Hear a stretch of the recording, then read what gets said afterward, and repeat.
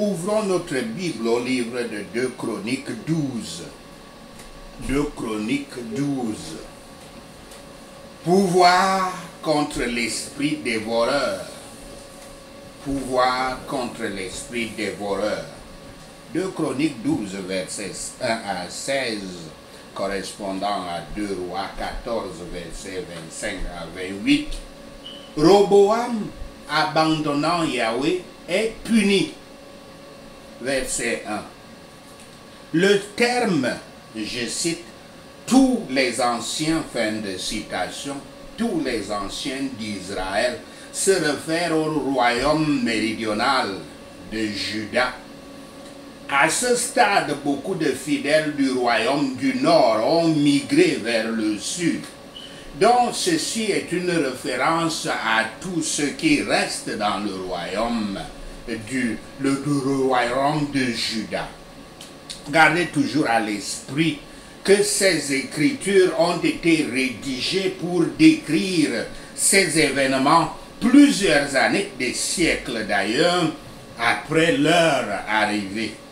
Elles racontent les débuts de la chute de la nation d'Israël, la grande nation d'Israël, bien sûr, incluant les 12 tribus, et rappelle ainsi au peuple le prix de la désobéissance à Yahweh. Verset 1 à 4. Roboam commence son règne en cherchant de l'aide auprès de Yahweh. Mais cette attitude se détériore au fil du temps à cause de l'orgueil et de l'autosuffisance de Roboam. Le jugement de Yahweh sur Roboam, qui régna, Roboam régna de 926 à 917 avant Christ. Et jugement sur le royaume de Juda, parce qu'il s'était détourné de lui. Ce jugement est exécuté par Shishak, une prononciation hébraïque du pharaon Shoshenq, premier, qui régna de 943 à 922 avant notre ère et qui avait protégé Jéroboam, roi du nord, roi d'Israël, pendant son asile égyptien. Versets 5 à 8. Shemaïja, le prophète de Yahweh, aide le roi et ses chefs à reconnaître leur échec et à voir la justice de Dieu. Yahweh attend avec son pardon. Et dès qu'ils s'humilient devant lui et se repentent de leurs péchés, il leur pardonne. Yahweh n'autorisera pas l'Égypte d'effacer Juda de la carte, comme l'Égypte pouvait le faire avec les moyens, mais il permettra aux Égyptiens d'opprimer Juda. Le contraste qui est placé devant Juda est clair. Servir un Dieu saint et miséricordieux est beaucoup plus gratifiant que de servir un roi séculier, méchant et cruel comme Shishak d'Égypte. Versets 9 à 11. Il est évident qu'à cause de l'idolâtrie des Judéens et de la profanation du temple de Salomon, Yahweh a ôté sa présence de Jérusalem. Shishak, le pharaon Shoshenq, le premier, rafle les trésors de la maison de Yahweh et les trésors de la maison du roi. C'est plus un tribut payé par Roboam à Shishak qu'un véritable vol. Ensuite, Roboam fabrique des boucliers de bronze pour remplacer les boucliers d'or que Salomon avait laissés et que le roi Shoshenq a pris. Le laiton ou bronze est sans valeur en Égypte, à Juda à cette époque, depuis le temps de Salomon. Mais il peut être poli de sorte que de loin il donne l'apparence de l'or. Le roi Roboam il essaie tout pour donner l'impression que rien ne s'est passé. Salomon avait laissé de grandes richesses à son fils Roboam, de l'or partout comme de la poussière du sol, à la fois dans le temple et dans le palais.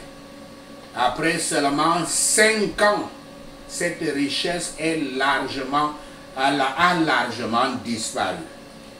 Vanité des vanités. Les boucliers d'airain, les boucliers de bronze, de remplacement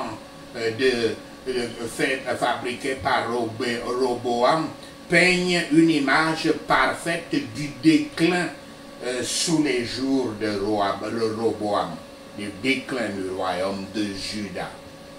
Il les place entre les mains des commandants de la garde du palais, cachés dans un corps de garde protégé jusqu'à ce qu'il soit spécialement nécessaire pour des occasions d'État. C'est l'adoption d'une farce. Ici, aucun bien n'est dit de Roboam, et beaucoup est dit au désavantage de ses sujets, les Judiens. L'abondance des crimes les plus graves des païens à Jérusalem, la ville que Yahweh avait choisie pour son temple et son culte, montre que rien ne peut réparer les cœurs des hommes déchus que la grâce sanctifiante du Saint-Esprit. Quand Roboam était tellement fort qu'il supposait qu'il n'avait rien à craindre de Jéroboam, le roi du royaume d'Israël, le royaume du Nord, il rejeta sa profession extérieure de piété. Il est très commun,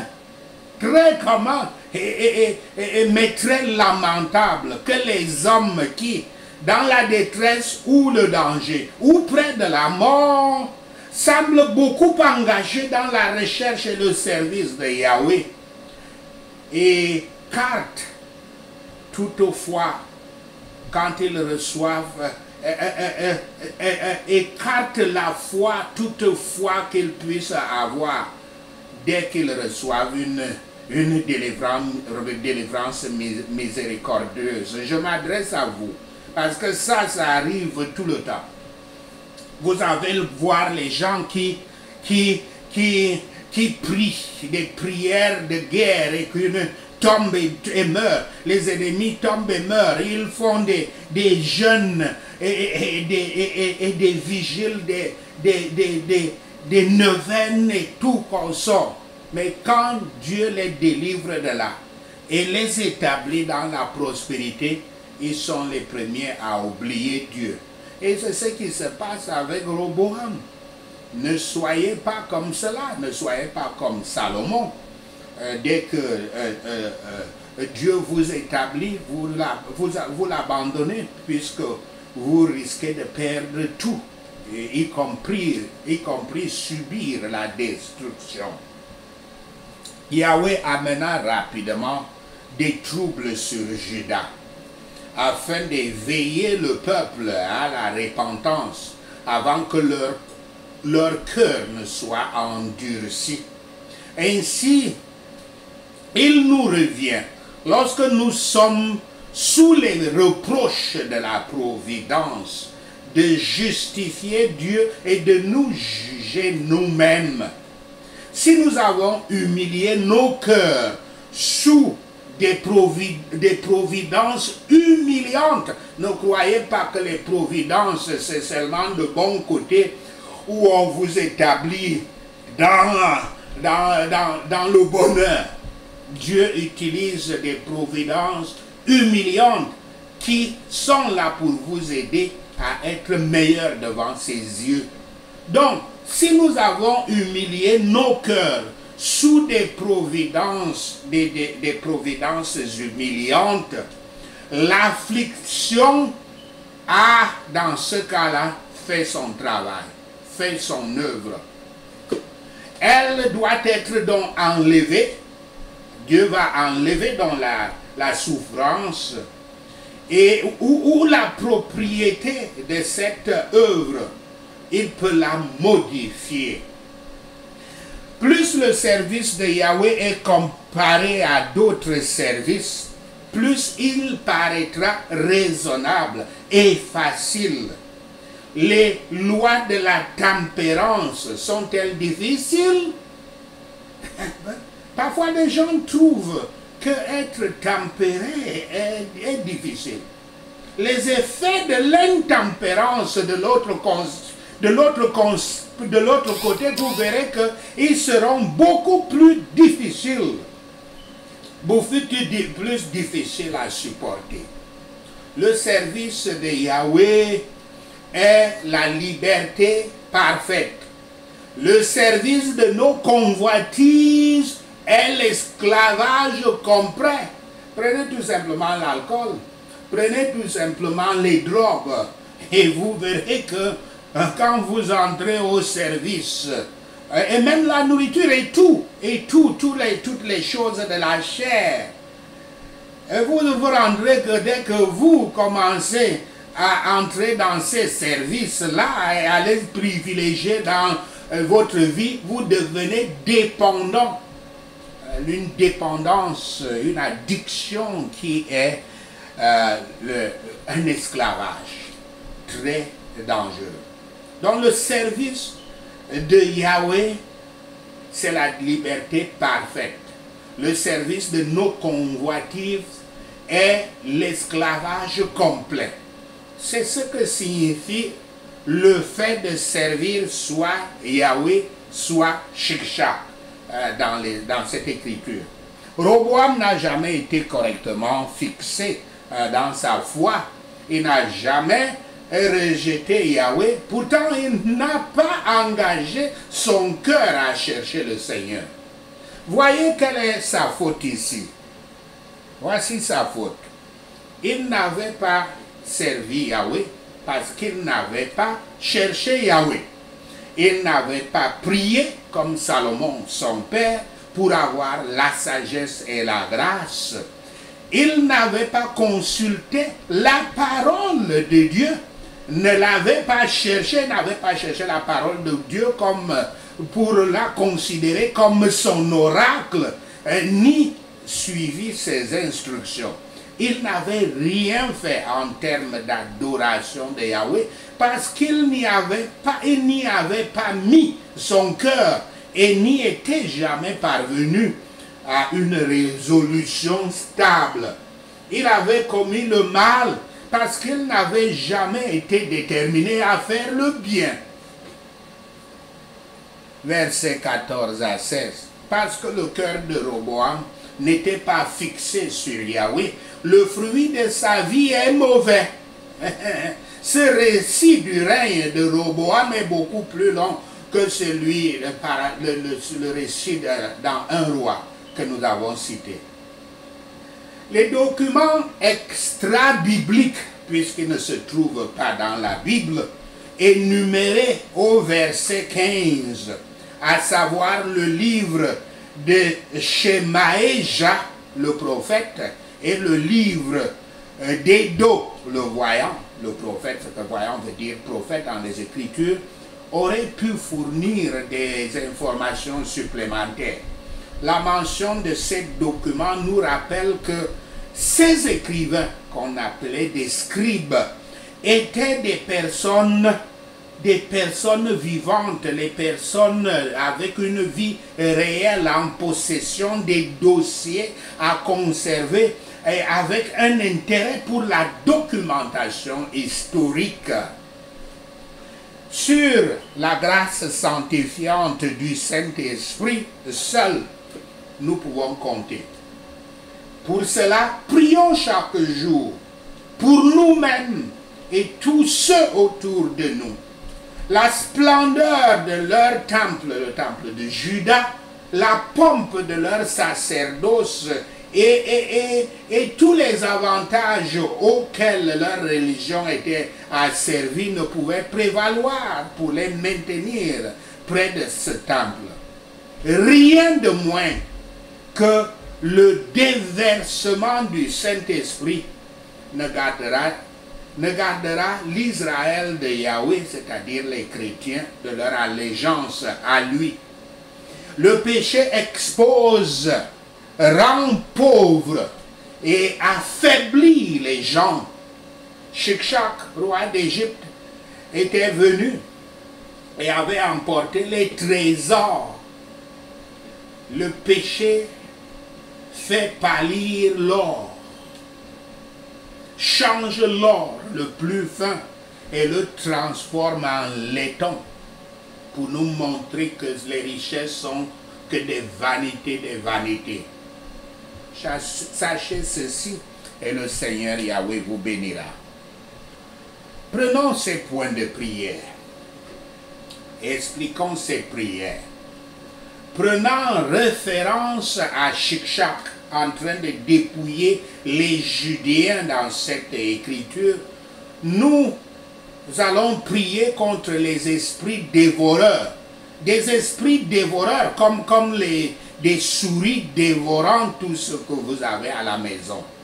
Si vous prenez le défi de payer vos dîmes, le Père et vos offrandes normales qui sont prescrites dans les Écritures, le Père Yahweh vous promet, en plus du fait qu'il, je cite, ouvrira les vannes du ciel et versera tant de bénédictions qu'il n'y aura pas assez de place pour les ranger, fin de citation, entre vos mains.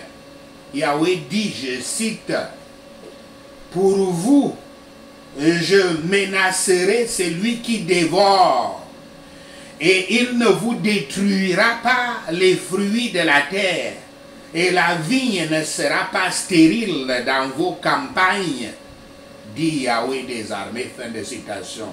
Je citais là Malachie 3, versets 10 et 11. Vous voulez que Yahweh vous établisse dans la prospérité? Écoutez ce qu'il dit.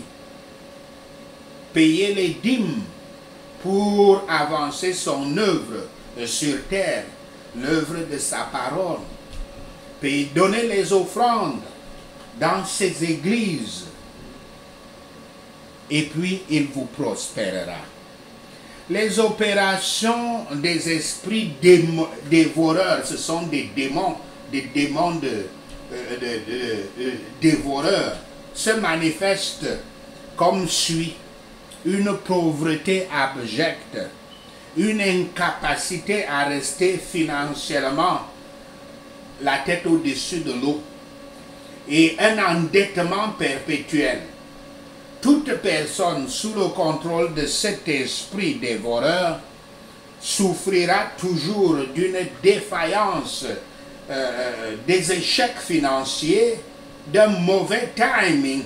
Il choisira toujours les mauvais moments, d'une duperie constante. Il sera dupé, il sera trompé toujours, d'une incapacité à économiser de l'argent, et de ce qu'on appelle les trous dans les poches. C'est-à-dire, ces personnes constateront toujours que avant que l'argent de leur paye tombe dans leurs mains, il est déjà dépensé. Une tendance régulière de destruction des propriétés suit également cela. Donc, prenez ces prières très sérieusement et priez-les pendant 7 jours si vous voulez. Si vous pouvez jeûner, ce serait meilleur. C'est ainsi que vous allez combattre cet esprit, ce démon très prévalent appelé esprit dévoreur. Prions. Je ne gaspillerai pas la promesse de Yahweh dans ma vie à cause de l'incrédulité et de l'idolâtrie au nom de Yahshua le Messie. Je ne montrerai jamais de mépris pour Yahweh au nom de Yahshua le Messie. Je tiendrai compte de la miséricorde de Yahweh envers moi et je ne serai pas confus quand il la mettra en ordre, en exécution au nom de Yahshua le Messie. Père Yahweh, ne permet pas que ma famille soit ruinée par le péché au nom de Yahshua le Messie. Que de grands hommes font du mal et attirent beaucoup d'autres. Quand les grands hommes font du mal et attirent beaucoup d'autres dans la culpabilité et le châtiment, Père Yahweh, frappe-les de ta main puissante au nom de Yahshua le Messie. Je ne mettrai pas mon cœur dans la vanité de la richesse au nom de Yahshua le Messie. Je ne mettrai pas mon cœur dans la vanité du pouvoir au nom de Yahshua le Messie. Grâce sanctificatrice du Saint-Esprit, répare le cœur des hommes déchus dans cette société au nom de Yahshua le Messie. Père Yahweh, garde les disciples du Christ dans leur allégeance à toi, en répandant en eux ton Saint-Esprit au nom de Yahshua le Messie. Tout esprit dévoreur dans ma vie, Père Yahweh, lis-le et jette-le au loin au nom de Yahshua le Messie. Tout joug des dévoreurs soit brisé par la main puissante de Yahweh au nom de Yahshua le Messie. Toute puissance destructrice, je me lève au-dessus de toi par la puissance du sang du Christ au nom de Yahshua le Messie. Tout chancre et toute chenille assigné contre mes percées, prenez feu et brûlez en cendres au nom de Yahshua le Messie.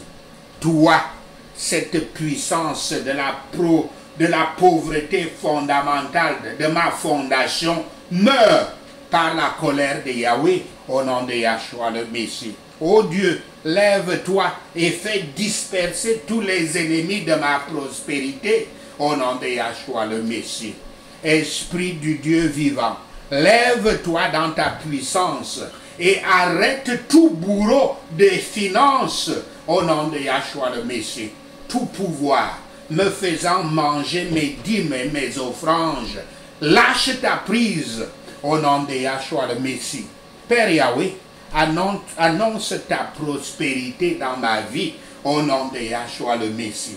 Seigneur Yahweh, ouvre les écluses du ciel et verse des bénédictions débordantes dans ma vie au nom de Yahshua le Messie. El Shaddai, rejette le dévoreur pour ton propre bien au nom de Yahshua le Messie.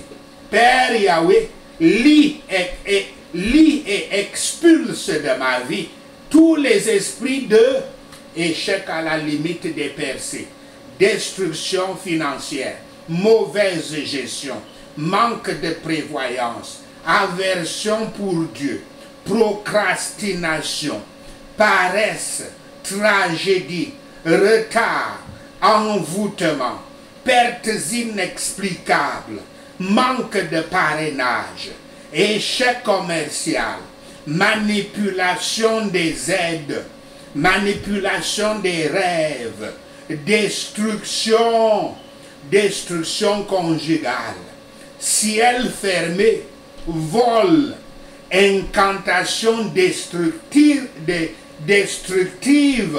Merci Seigneur, au nom de Yahshua le Messie, nous prions.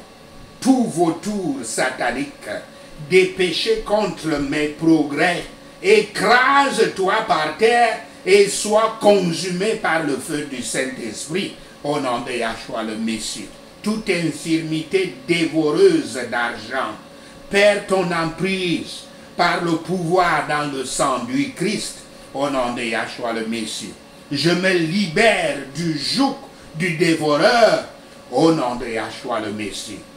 Toute forteresse du dévoreur, sois abattue au nom de Yahshua le Messie.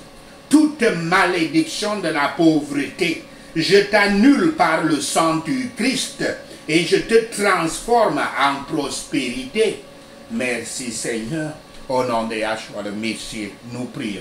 Seigneur, Nous te remercions d'avoir entendu nos prières. Merci pour tes réponses à nos prières. Père, nous te rendons gloire, nous te louons, nous t'adorons, nous bénissons ton Saint-Nom. Au nom de Yahshua le Messie, nous prions. Amen. Hallelujah.